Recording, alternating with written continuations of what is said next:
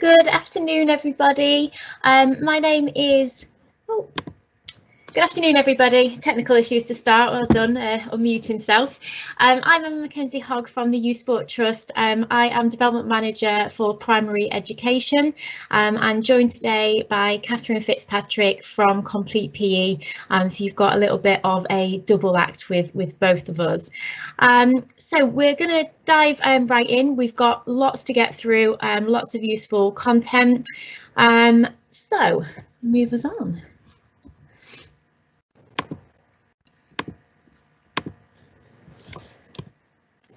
Okay, so we're going to start to begin with just a little bit on sort of setting the scene as to where we currently are, the national landscape, looking at the impact of lockdown and really shining a spotlight on the importance of movement right now. We're then going to really unpick the purpose of your PE curriculum and very much in line with the Ofsted framework quality of education judgment areas of the 3 I's, so intent, implementation and impact, and really just get you to reflect on your own current curriculum and how fit for purpose it is to really meet the needs of your pupils, and then really think about that implementation piece and how that looks in reality, touching on high quality PE, and then we will close in really looking at that impact and how we can measure the impact has been made. So to start us off and just to reflect on, I guess, where we are, just wanted to share with you some insights from Ofsted in terms of some research and a report that was produced very much after the first lockdown, and obviously time will tell as to where we are as a result of the third lockdown, and obviously some of these stats and information points I'm sharing potentially could be even worse now. But some of the information that Ofsted found in terms of their role in really listening and understanding sort of what schools were experiencing over the past year is really a reflection of that for the majority of pupils, children have really neither thrived nor significantly suffered, but we know that there's been a real negative impact on their educational development. There has been some children that actually have coped really well as a result of lockdown. These tend to be pupils who have had good support structures at home. They've benefited from quality family time.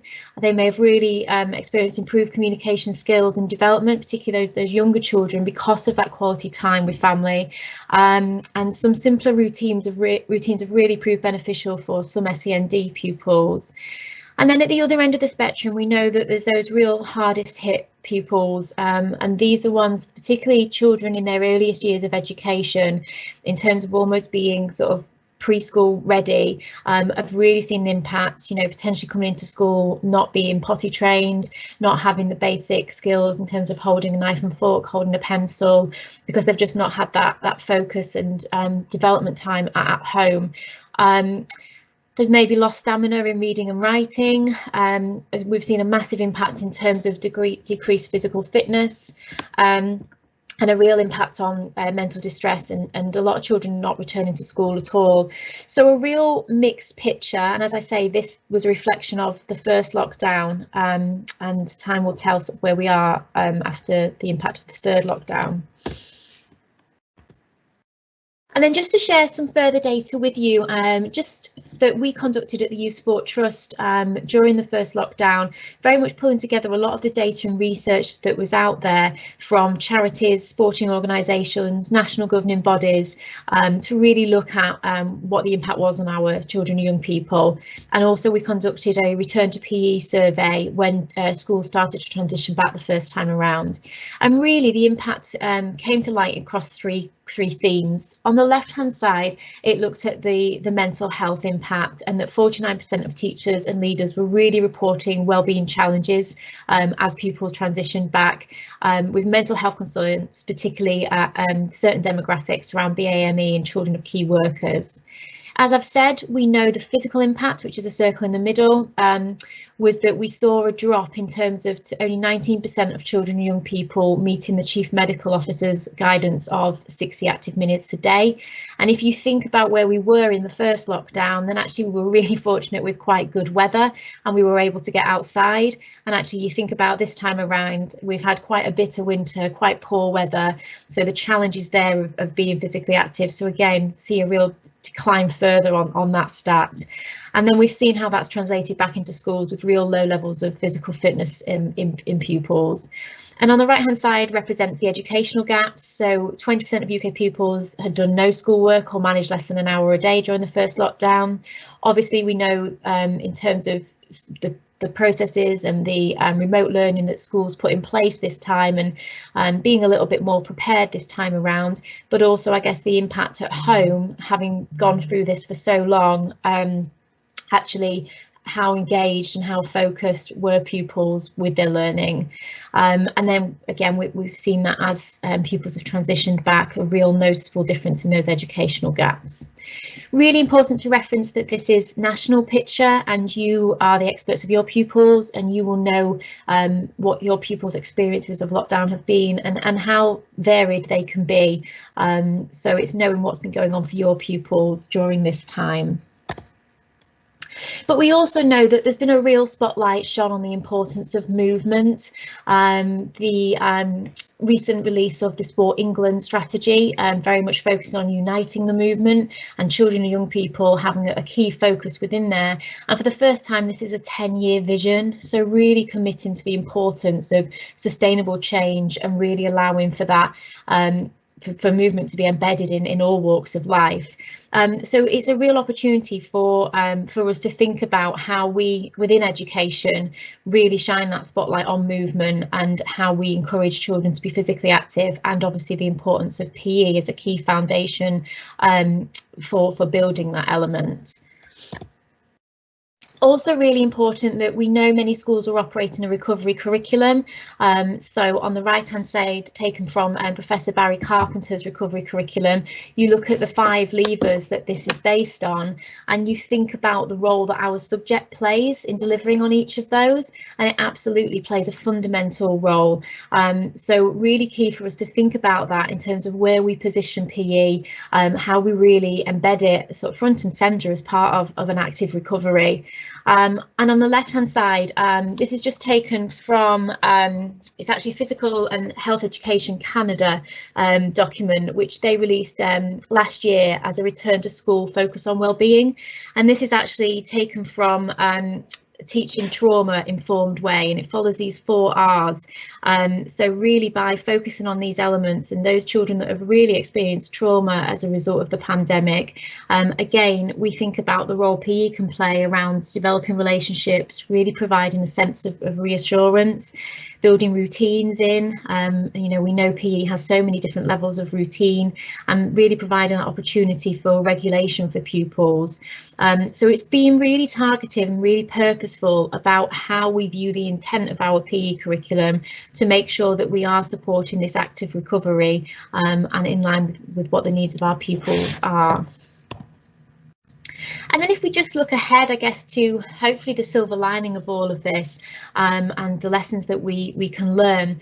As yet, we are yet to see, I guess, the concrete evidence of where schools have really put PE, sport and physical activity at the heart of their recovery, the impact that that's had.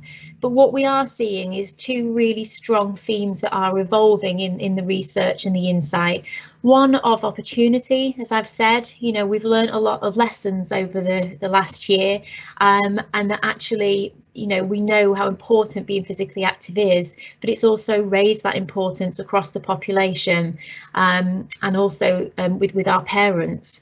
And it's also an opportunity for us to think differently about how we do encourage our pupils to be active. You know, we've really advanced our technology, our digital engagement. How do we continue to utilise that to really build continued physical activity, movement, and really enhance our PE offer as well? And then from a holistic side of things, we know the importance of making sure that we're joining agendas, connecting the learning. So thinking about developing the whole child in what we're doing in PE, sport and physical activity, and very much not just the physical journey, but the social, emotional and cognitive. thinking around the connections to character education, life skills and personal development, and how we're really explicitly teaching those elements through PE so our pupils really understand that learning and they can apply that not only in PE but also in other lessons in school and into wider life. And really making sure that that learning is connected and it works alongside other subjects. Often PE can be seen as quite a separate subject, but when we're really putting it front and centre and embedding it, thinking about how we can connect it to different themes, different topics, our wider school values and focus. And then on the right hand side, just to share with you, it is a real time of change for education right now. And you'll probably be familiar with some of the headlines in the media over recent weeks, one around looking at how we measure success of schools and thinking more around the priority on physical activity and the well-being of our young people, the investment that is being proposed to go into schools, and a real spotlight on the importance of mental health, with Dr. Alex George leading a lot of that work directly with government. So some real positives to come out of everything we've been through over the last year. And just wanted to finish by setting the context with a focus on a survey that's just come out actually that we did with YouGov that really looked at this wellbeing piece and some really interesting findings around the parent piece here. And as I say, in many instances, it's allowed schools to really connect with parents in the home space and really share in their child's learning. But parents really interested in the well-being of their children and believe that well-being of pupils is more important than their academic attainment. A lot of pupil well-being is one of the most important factors that parents will mention when they look for choosing a school. And they continue to want to have that information about their child's well-being. So through parents' evening and information that's coming home, they really want that balance around that academic progress and ultimately, that their well-being and happiness of their child. And then just to share some of the specific insights with you, so that real strength of support for the measurement of children's well-being, and that's 76% there, recognising that. And then recognising the importance of PE in school sport. So it's really raised the profile of the importance of PE as a subject and parents understanding its role in terms of the wellbeing piece. So just some really interesting stats there to share with you. And parents ultimately being really supportive of school PE being a key part of the school offer. So recognising that they should be ensuring that every pupil is physically active for at least 30 minutes a day, that we should be making sure that there's 2 hours of high quality PE for every pupil every week, and that it really should be a core subject on the national curriculum. So some real support and backing there from parent voice. So if we move into looking at the intent and focus then of our curriculum and really allowing you to reflect on whether your current curriculum is fit for purpose. Really important that we look at this in the context of all of the elements that contribute to ultimately the physical literacy journey of our pupils. And PE is obviously fundamental, but sometimes within the primary phase it can be used quite interchangeably and sometimes mixed up with things like sport or the enrichment offer. Physical activity gets thrown in there. So I thought this was a useful slide to start with, just to define exactly what we mean by PE and obviously the focus of today's session. And how we make sure that that is that learning to move and that physical piece, but also really importantly moving to learn as well, and this wider development around the social, emotional and cognitive development of our pupils. And as I say, really important that we think of that in the context of the physical literacy journey, which is all around developing the motivation, confidence, physical competence, knowledge and understanding to really value and take responsibility for engagement in physical activities for life. That's what we're ultimately trying to achieve through PE. Yes, you're going to have some pupils that are gifted and talented, and you probably want to support them on their pathway, whether it be through the enrichment offer in school, a community club, and they may go on to become much more of that performance focus in sport. But ultimately our role through PE is to make sure that every pupil learns to love moving and finds a physical activity that they enjoy. And then really importantly, when we think about the intent of our PE curriculum, this is taken from our curriculum blueprint and looks at the journey of a young person from early years foundation stage through Key Stage 4, looking at that physical journey, but also the personal journey through PE and where we need to ultimately get the balance. Now, this is very much a stage, not age approach, and it will be led by your pupils in your class. And that's what the arrows ultimately represent on here. So it may be that you have a lower Key Stage 2 class, and actually when you're putting them into small-sided games, the activity often breaks down and they're not actually physically active for very long because it ends in an argument, a disagreement. In that context, the real focus of the PE needs to be extending the social skills and really setting clear objectives and clear physical tasks where they're able to really develop their empathy, their communication skills, to really then allow them to be successful within the physical space. So this is very much a model of thinking about that balance and how you're setting that intent, and again mapping it out across the pupil journey. And there may be particular year groups where you know you need to have a particular extended focus. So year 6, for example, perfect example when they're preparing for transition to secondary school, you really may want to shine much more of a spotlight on the emotional side there of PE, because they're preparing, you know, to very much move into a new environment, and some of that resilience and perseverance and self-belief may need to be a real focus as part of your PE lessons. So very much using this in line with the needs of your pupils. And then if we put that through the context of, I guess, the current situation and understanding, you know, that lockdown has had different experiences for our pupils, it's about really understanding what they're going to be bringing back into school with them and what some of the behaviours that they may be presenting are. So this is a free resource taken from our coronavirus support webpage, so you can access this along with many other resources. And this just really highlights some of those behaviours that may be being presented by your pupils, things like lack of movement competence, loneliness, anxiety, lack of motivation and confidence. And it looks at how we really position key units of our PE offer that we think can really draw out and really support pupils with some of these behaviours. So for example, with loneliness, it may be real activities that focus on communication and collective performance, so things like OAA, team building, problem solving.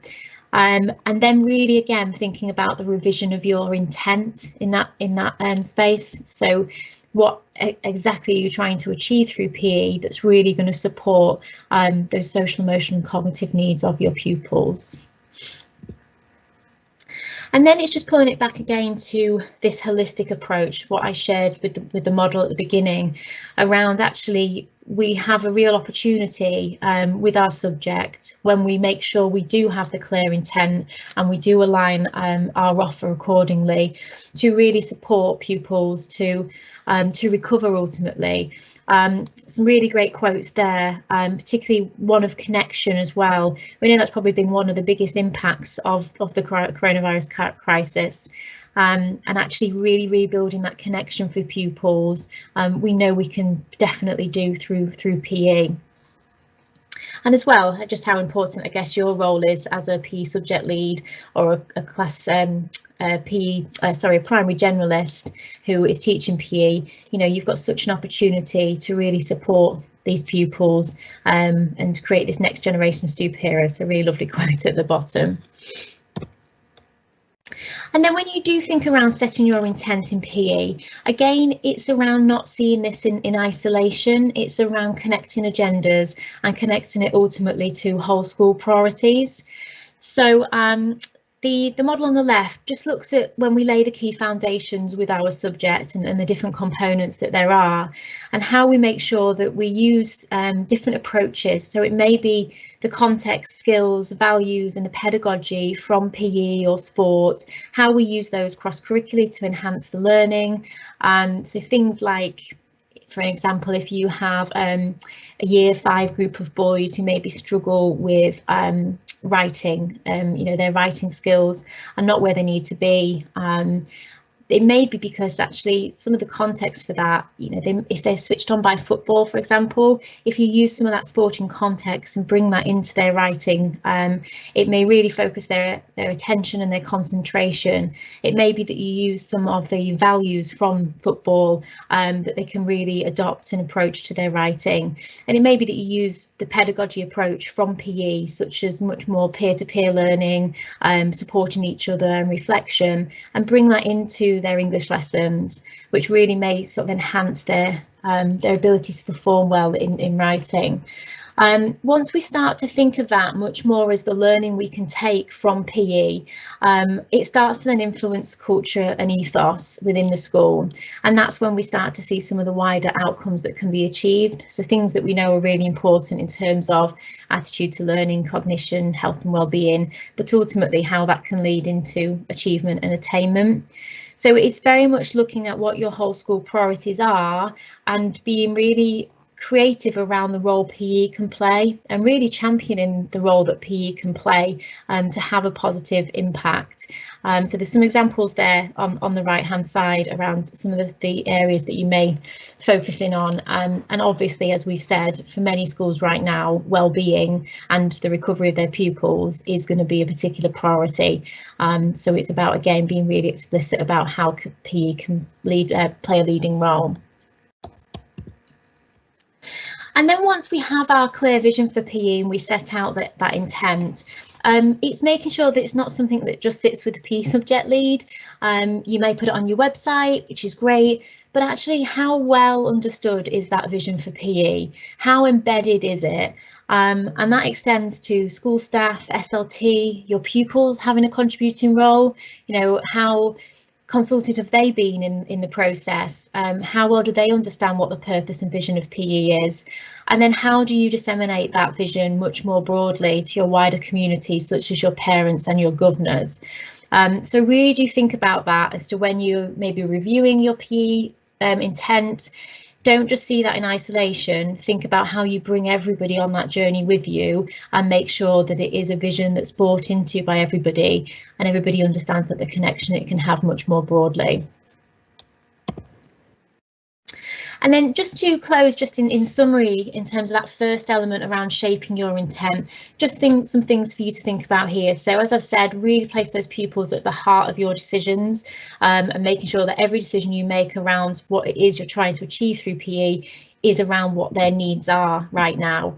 And obviously you'll continue to review and evaluate, you know, the purpose of PE and making sure it is fit for purpose for your pupils. Making sure that we are looking at the well-being piece there, making sure that we're really looking at the activity levels of our pupils, and really allowing them to move in a safe learning environment, and making sure that pupils have a real opportunity there to be challenged personally and individually, and that really links into the right physical education activities, which Catherine's going to pick up on in a minute. And most importantly, let's not forget that PE should be fun. We're trying to build a real enjoyment of and motivation to be physically active for life, and that really starts with PE. So I'm going to hand over to Catherine now, who's going to pick up on sort of the second part of that intent piece and look at that curriculum mapping element.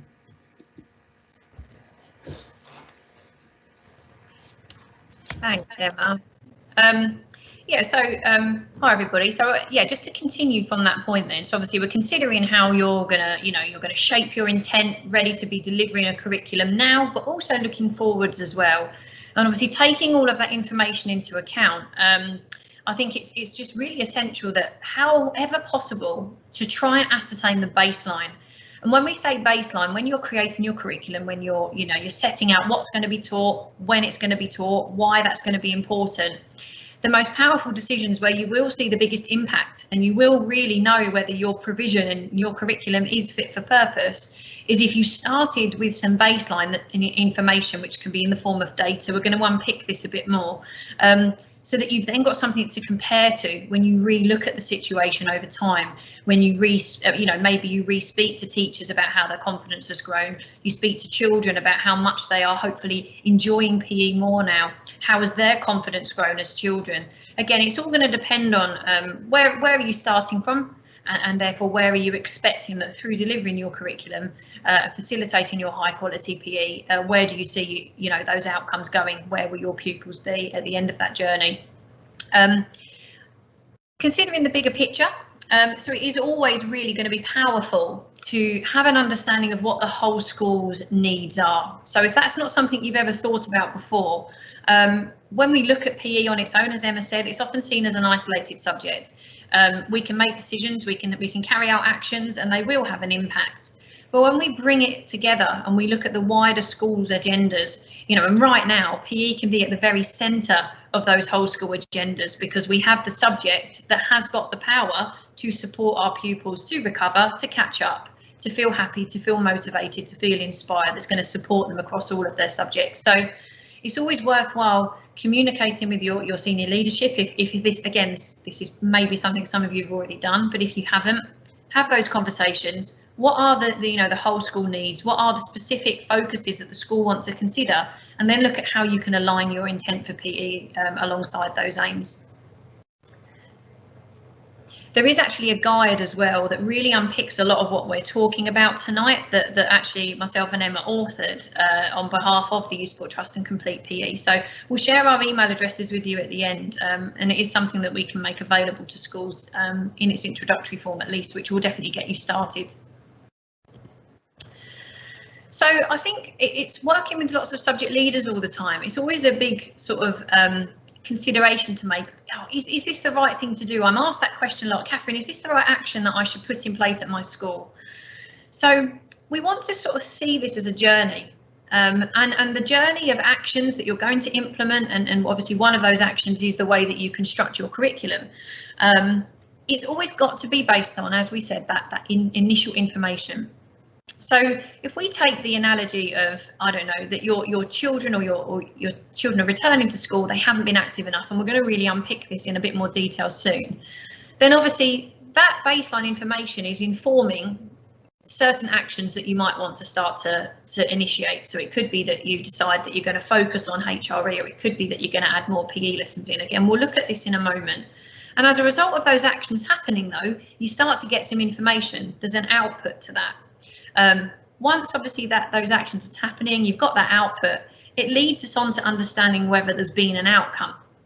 And it's then when we reassess that baseline information, we can then ascertain as to whether or not there's been an impact. And this kind of cycle process, we're going to use this to support the way we're going to really allow you to reflect on if your curriculum is fit for purpose. Thanks, Emma.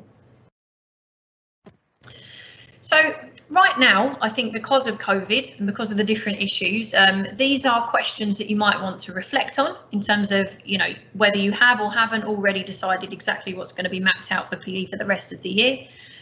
Hopefully tonight will give you some things to reflect on that may just, may make you think actually what we've got is perfect, or it might make you think might want to tweak some of it.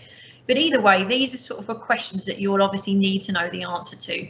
For you to know if you've definitely got the right provision in place, that it is fit for purpose, it's going to meet the needs of your pupils. Obviously, right now, these are some additional considerations that you're probably going to need to know the answers to before you can really know what is or what isn't possible. I thought we'd just share this example with you. So when we're talking about mapping a curriculum, this is absolutely not the way you have to map your curriculum, but it's a very typical way that schools initially create that sort of overview of learning. And this is an adapted example that we've borrowed from a school when they had to adapt and amend their curriculum provision when we returned to school in September. So because of the different restrictions of COVID, and obviously it was following that first lockdown, when we did return to school in September, what we found was a lot of schools, and including this school, is they shifted content and they moved their athletic sequences of learning, particularly that was an obvious decision, to the very beginning of the term.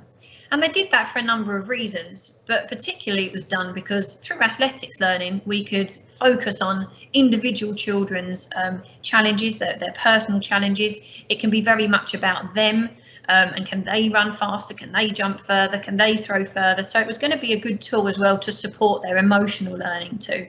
But it's just one example on how schools shifted. I suppose pivoted was the word that was used a lot. And this is something we might need to consider now as well.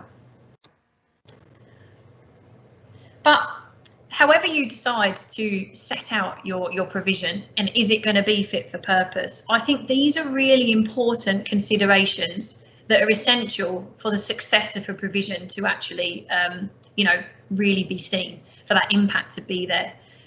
And if we think about that previous map, what's important that's sitting behind and underpinning that map is the fact that things like the teachers who are facilitating this curriculum have had CPD, understand how to teach the content that's on that map and feel confident to enjoy teaching that content. That we've got that flexibility, you know, in the best practice, we'll have units of work mapped out, but just because it's the half-term holiday or it's the Easter holiday, we don't have to stop teaching that unit and move on to the next context of learning. Actually, what we can do is we can continue with that learning if the children need more time, even if that means spilling over into another half term. I won't read all of them through, but it's just there's some, I think, some important considerations as you reflect on how fit for purpose your provision is. These are the things that are essential that the person implementing that actually has an understanding of some of those aspects there. But so what we're going to do now is think about the specific needs of our pupils, and Emma shared this visual with you earlier. The amount of schools that I've worked with who have really lent on this visual is quite outstanding, and I think that's because it's really useful.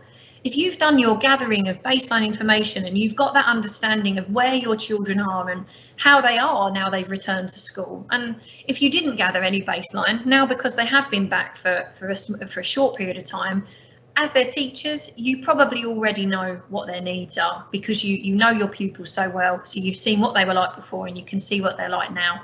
And it's just then really using this to almost justify that rationale of why you're going to implement certain contexts of learning on your curriculum.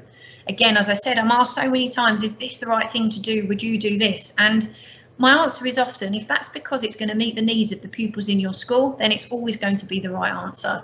And I think that this visual will give you ideas, but it will also support you to justify the different actions that you're going to implement. But we can really bring this to life. So as we shared with you before, there is a cycle process to almost like it's like the action planning process here really that we're using, but it's a cycle process in terms of your decision making. So as you're making those decisions, what are you going to deliver? Why are you going to deliver that? Use your baseline. So if we take this sort of fictitious piece of data, so through your fact finding, you've worked out that actually during lockdown, only 20% of the children in your school were actually active enough against those chief medical officers sort of recommended 60 minutes a day, 7 days a week. And I think from the data Emma shared with you, obviously it was a national picture, but it was about 19%. So it could be the case that for a lot of schools, you're facing this same situation.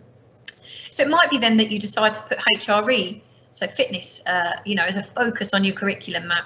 Why? Because you know that there are PE lessons where the children are going to be really active. So it's going to really support to help pupils to recover from that lack of movement that they've been experiencing during lockdown.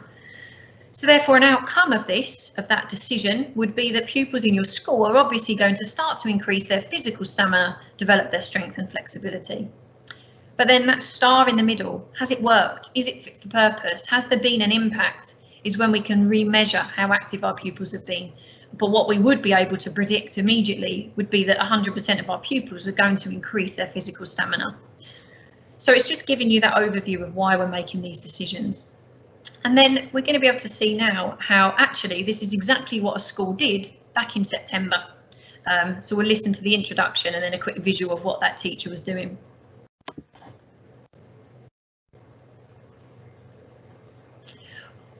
Emma, there isn't actually any sound on that, sorry. Okay. No problem. Bear with me.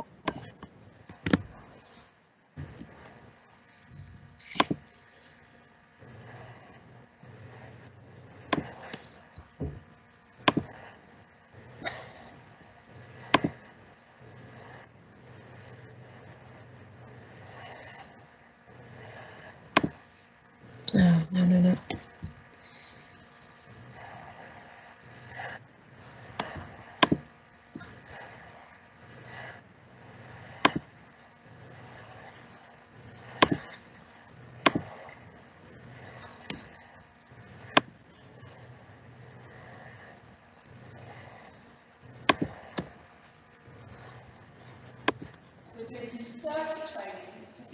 how we can build our stamina back up, how we can start exercising our body, and thinking about what happens to our body when we exercise.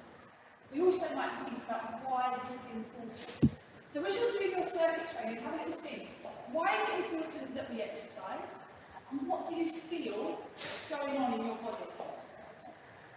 Right, could you get yourself ready? So up with your feet to get us your ready position. So I think it's just a bit of a visual, and I can talk over this next video. That's fine. It's just saying that the teacher at this school back in September was able to ascertain that her pupils were not active enough during that first lockdown. And so by introducing fitness and HRE as a focus, it actually then was really powerful in supporting those pupils to recover and build back that physical stamina.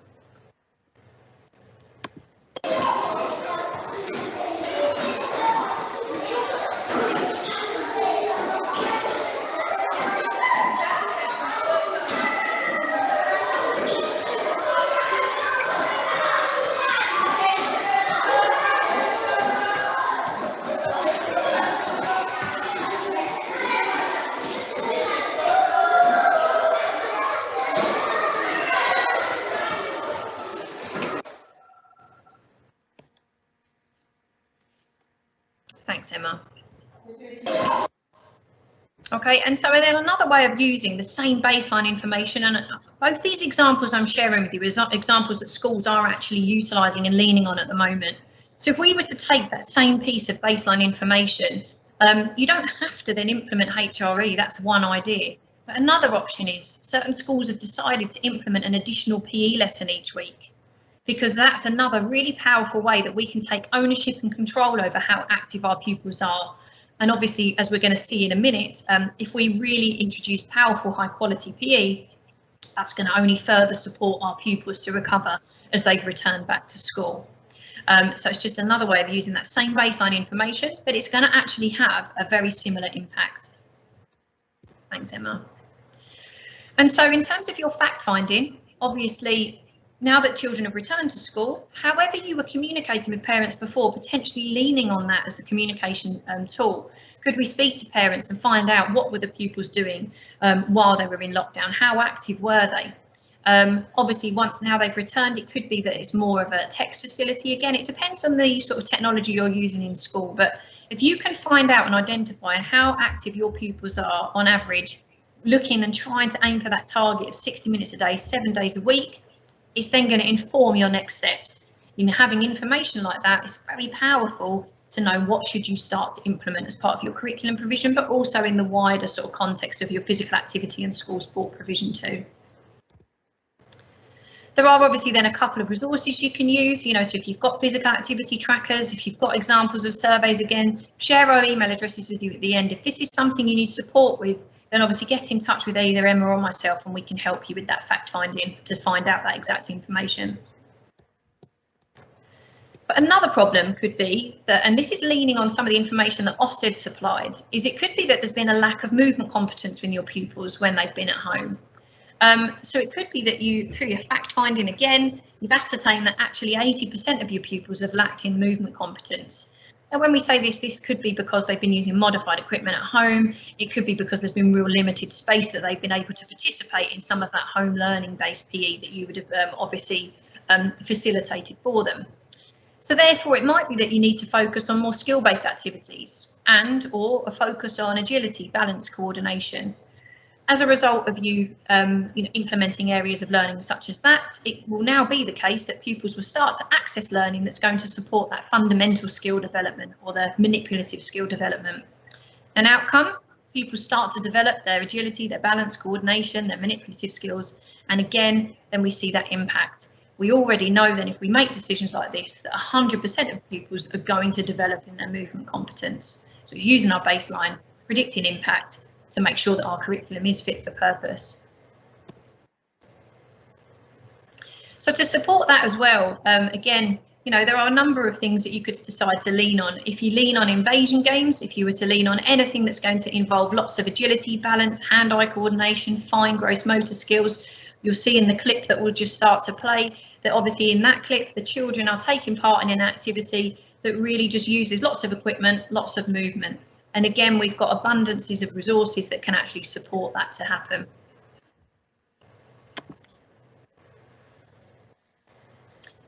And then we can, thanks Emma, we can move on to the next one.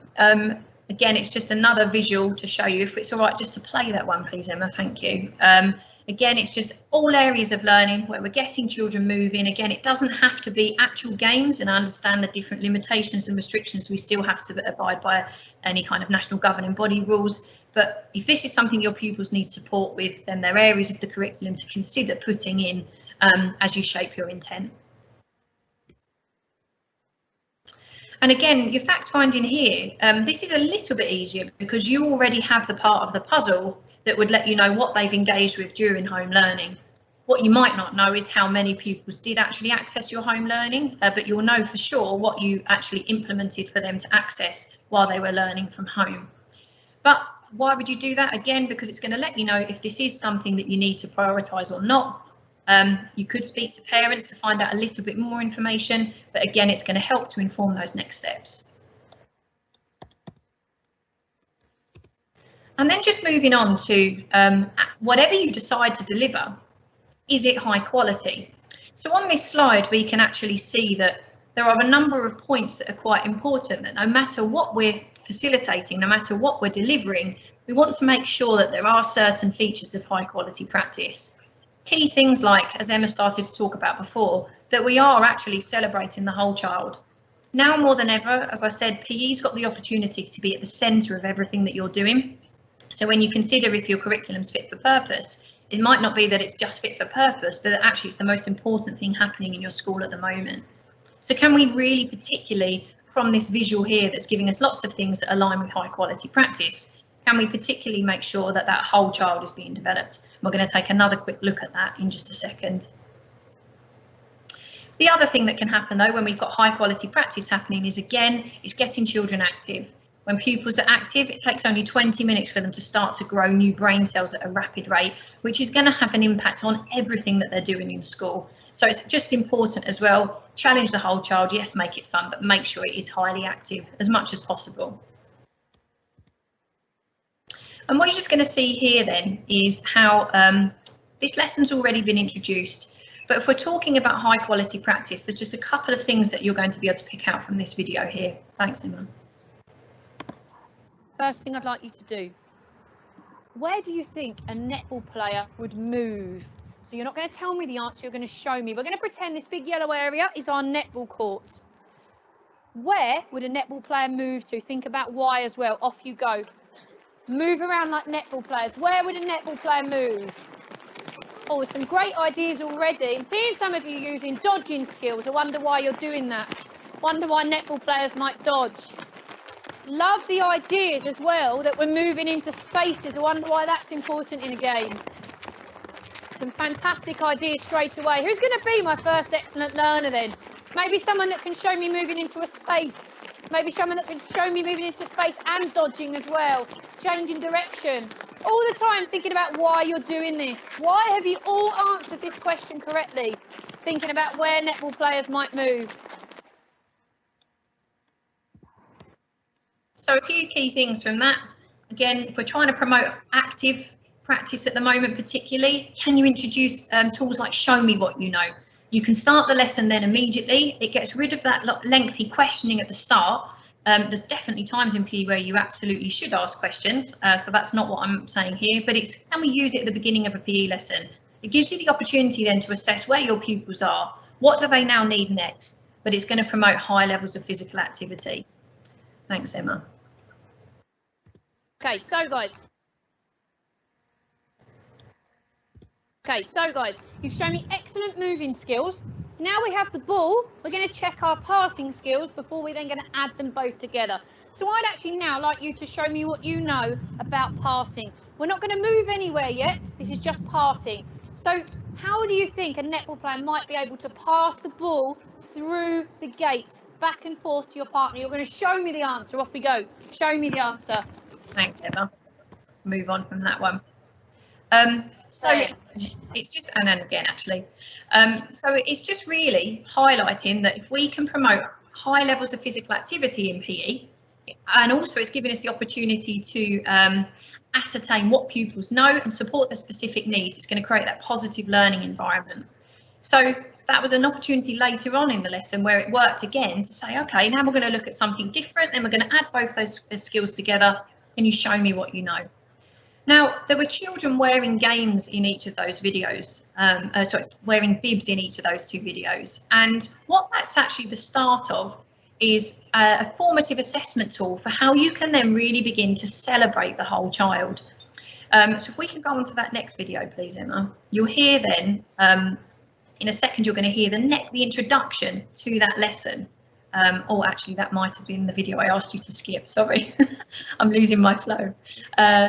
This one should be the start of that lesson. There.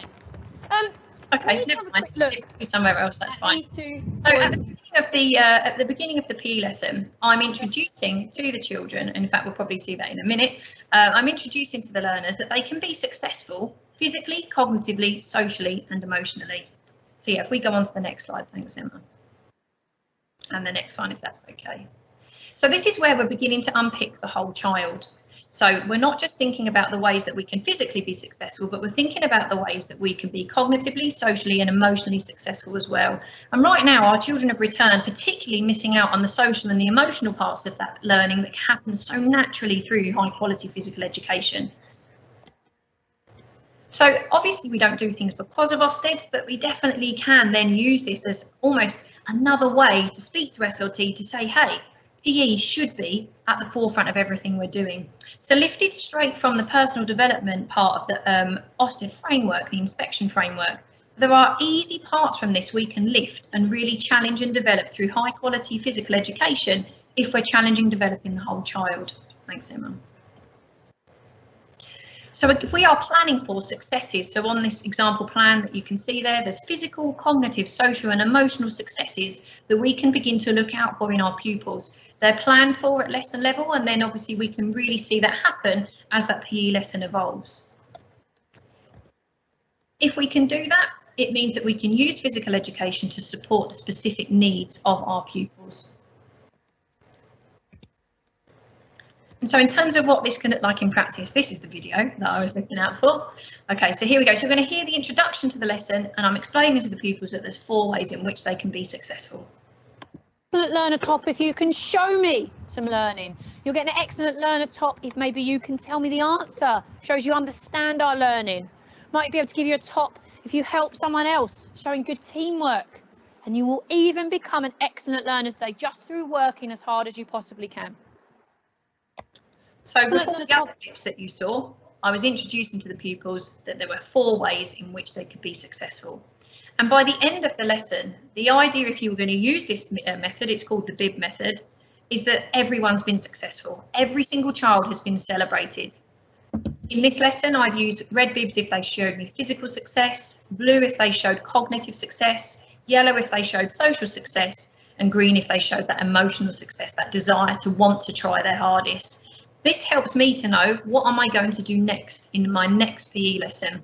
How can I not just think about that physical development, how can I use this? So my children who are the great social learners, can I use them to work with some of the children that found it harder to support their development? So there's lots of ways that you can use that information to really specifically key in on your individual pupils' needs.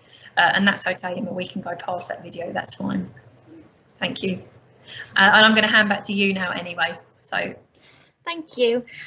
So yeah, as Catherine's mentioned, really powerful in terms of assessing the whole child, but obviously right now a little bit restrictive in that you may not be able to use bibs in school under bubble restrictions. So some other ideas of how schools can use this approach, things like using stickers during the lesson. Some schools can have sort of the big board like what's on the screen there, but represented within the hall space, so actually pupils can visually put their stickers up and really understand where they've been successful across the physical, social, cognitive and emotional domains of learning. They can record it on their own whiteboards and paper and have particular points awarded to them. There could be a central whiteboard used. And I know sometimes sort of beanbags and things are used as well in different lessons, but I appreciate that's also maybe a bit restrictive at the minute, but can be really creative, and obviously pupils are fantastic at ideas like this to really celebrate and really reward and recognise that learning that's taking place. So if we think of this though, and we really look at how we can take a much more focused approach, so looking at the needs of your pupils and where you have particular classes or particular pupils within a class who are really demonstrating particular behaviours as a result of lockdown, we can be really targeted in how we choose to support them with that development and that recovery.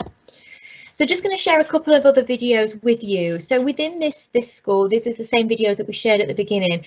There was that real focus on health-related exercise as the focus PE unit, very much across the school, because there were some general trends that all pupils were presenting. But then for this particular class, you know, they really had an element around mental stamina, you know, that this physical and mental resilience, mental stamina and ability to keep going was a real concern for the class teacher. So in this instance, there was a real spotlight and a lens put on this particular domain of learning and really supporting that sort of social and emotional side of things. So just going to show how that was sort of brought to life within the pedagogy and the approach of the lesson. Working on stamina and resilience. So remember that thing when we came back to school, we're working on our physical stamina, but also our mental stamina. Can we continue to do something for a long period of time? So I'm looking for some excellent learners who are physically doing the sessions the whole time. So I'm looking for that physical stamina. I'm also looking, Henry, for some people who are working really hard, even when they find it quite tough, to carry on going. Maybe even encouraging their partner. So I'm looking for people who can keep mentally trying to really push themselves. So we're looking for that resilience, that mental stamina. Okay? So, could you get yourself ready on your station? Make sure you know what station you're on. Good? Now stay on that one there. And when you mark, get set, off you go. Okay, and as you can see, a real opportunity for pupils to be successful across the physical side of things, but also that mental stamina as well. And then another lesson example, so again, still that health-related exercise unit and focus, but in this instance, the pupils really needed the development around their social skills and a focus on their empathy, communication, encouragement, so really building that connection up with each other again and that motivation. So just going to bring that to life in how that was approached within the lesson.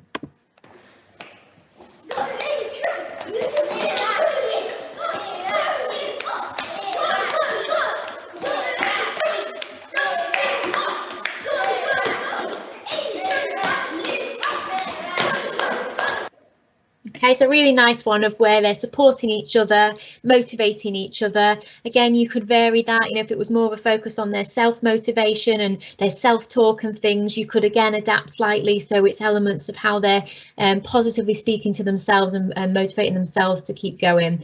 So just different ways and how you vary that pedagogy to make sure you're really pulling out the particular focus that you're wanting from that PE lesson. And then we're going to move on to impact and really assessing if your curriculum is fit for purpose and it's had the impact that you were intending. And obviously, Catherine spoke a little bit about this already in terms of this cyclical model, in terms of really thinking about what you're setting out at the beginning and making sure that you do have that measure of impact and it's not just a set outcome, you're really able to see that journey and that progress and have that impactful end. So if we take an example, so it may be that, you know, in terms of an outcome example, if you think to your PE premium action planning, for example, sometimes we see examples where schools might set out, it's around, you know, the focus and the baseline is knowing that pupils have returned to school and they're feeling less confident and they're struggling with their resilience. So not a lot of detail there as to how you know that, you know, what's that data set, how have you baselined that, what information are you using to draw upon, quite vague in terms of, well, we know, well, how do you know, but we know that they're presenting with these elements. And then your impact at the end of the year is that they seem more confident and resilient. Okay, again, how? What is the real concrete evidence that they seem more confident and resilient? Have you done surveys or talked to the pupils? What observations have staff been doing? How are they demonstrating those particular skills?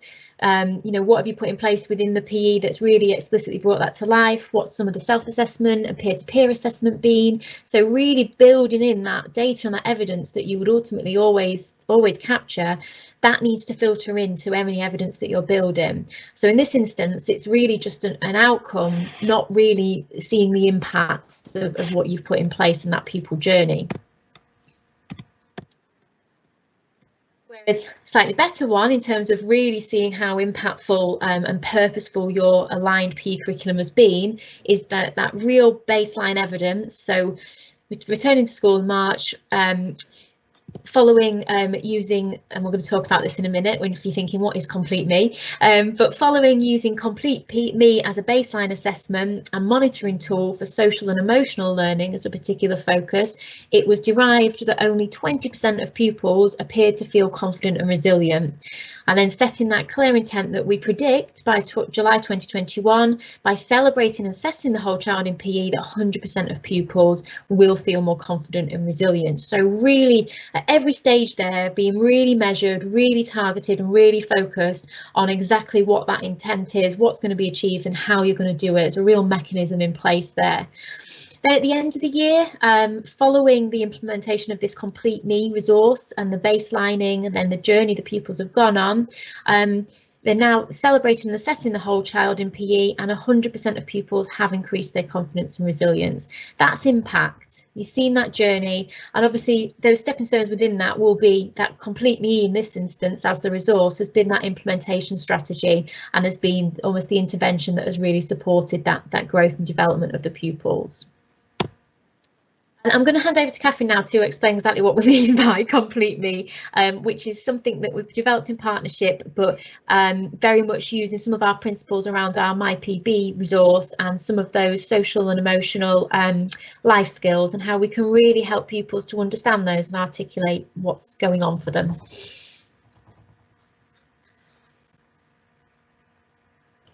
Thanks, Emma. Yeah, so almost there, guys. Very conscious we've thrown a lot of information at you in a really short amount of time. And I think key things we'll summarise in a second, but Complete Me is a resource that I just felt very, very strongly that we needed something to support schools to really unpick, well, what are the life skills that your pupils need support with?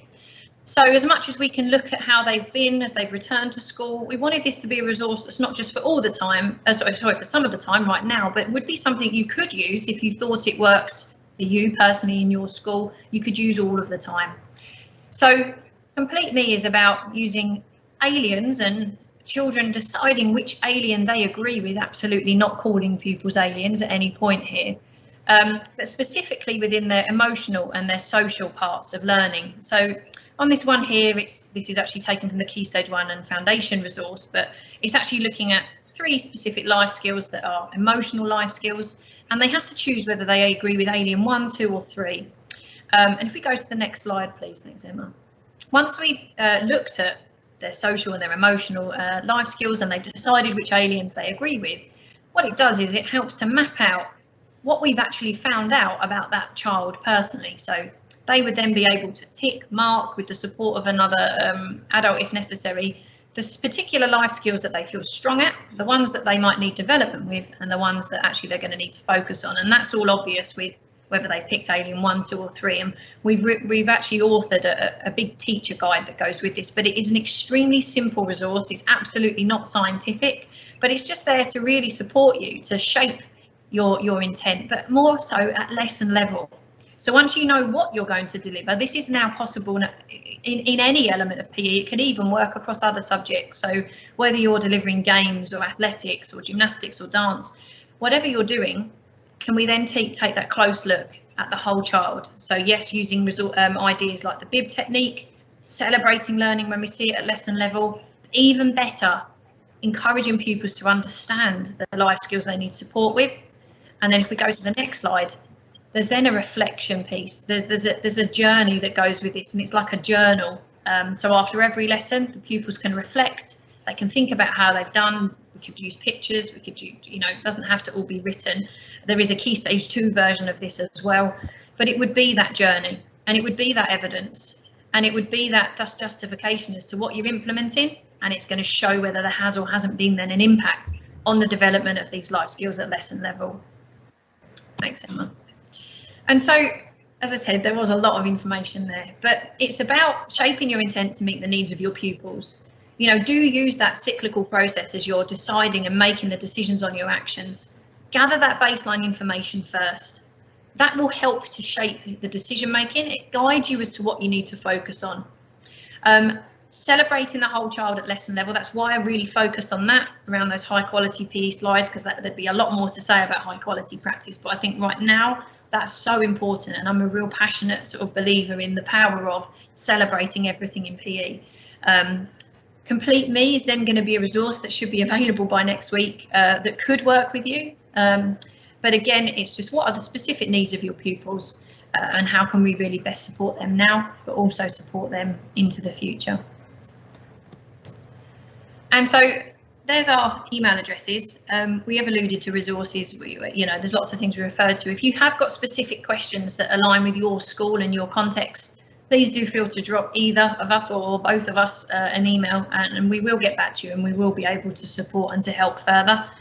We've probably covered about 4 webinars in one there. So yeah, hopefully it's given you enough information. But at that point, do we need to see if there are any questions?